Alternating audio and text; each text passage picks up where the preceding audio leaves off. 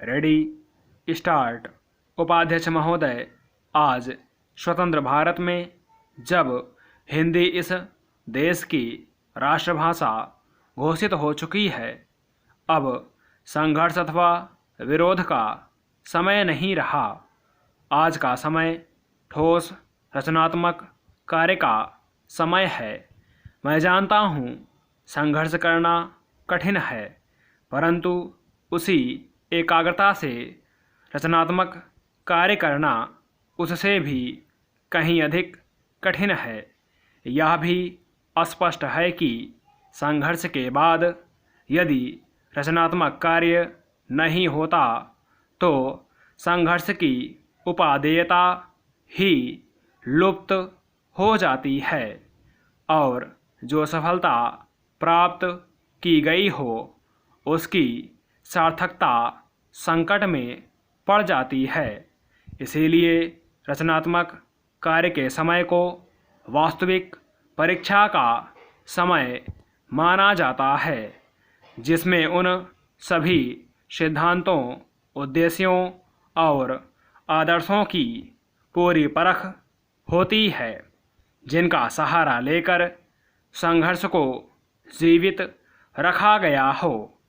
हिंदी के हितैषियों और साहित्य सेवियों के लिए अब यही समय है।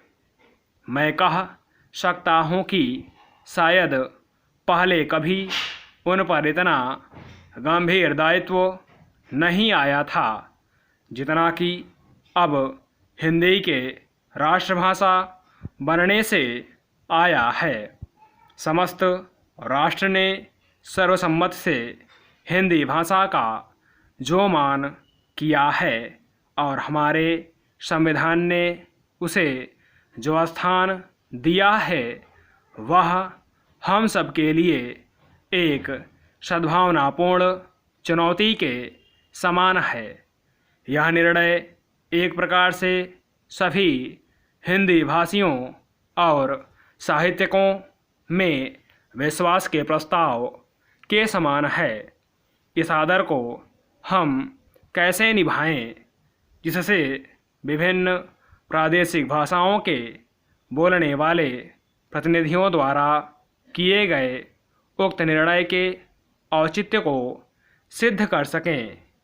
यह एक गंभीर प्रश्न है जिस पर सभी हिंदी सेवियों को विचार करना चाहिए। हिंदी साहित्य सम्मेलन बहुत बड़ी संस्था है जिसके निर्माण में इस देश के अनेकों यशस्वी विद्वानों और देशभक्तों ने योग दिया है। मैं समझता हूँ कि यद्यपि सम्मेलन की स्थापना हिंदी के प्रचारार्थ हुई थी, इसे हिंदी भाषी क्षेत्रों में प्रादेशिक भाषाओं के प्रचार का कार्य भी अपने हाथ में ले लेना चाहिए। इससे एक और हिंदी और दूसरी भाषाओं में पारस्परिक आदान प्रदान बढ़ेगा और दूसरी ओर सम्मेलन का आधार भी अधिक व्यापक हो जाएगा। मेरे विचार से यह काम राष्ट्रीय साहित्य, हिंदी भाषा और हिंदी साहित्य सम्मेलन तीनों के हित की दृष्टि से उचित होगा। बिहार हिंदी साहित्य सम्मेलन ने जिसके रजत जयंती समारोह के उद्घाटन के लिए आपने मुझे आमंत्रित करने की कृपा की है, 25 वर्षों से भी अधिक समय पूर्व सार्वजनिक कार्य क्षेत्र में पदार्पण किया था। इस राज्य के सभी लोग सम्मेलन की सेवाओं से भली प्रकार परिचित हैं। मैं आशा करता हूँ कि यह रजत जयंती समारोह इस राज्य के साहित्य सेवियों को और अधिक बल देगा, जिससे वे साहित्य की समृद्धि द्वारा और हिंदी तथा अहिंदी प्रदेशों के बीच पूर्ण सद्भावना का वातावरण तैयार करके इस राज्य के लोगों की ही नहीं बल्कि देश भर की सेवा कर सकेंगे।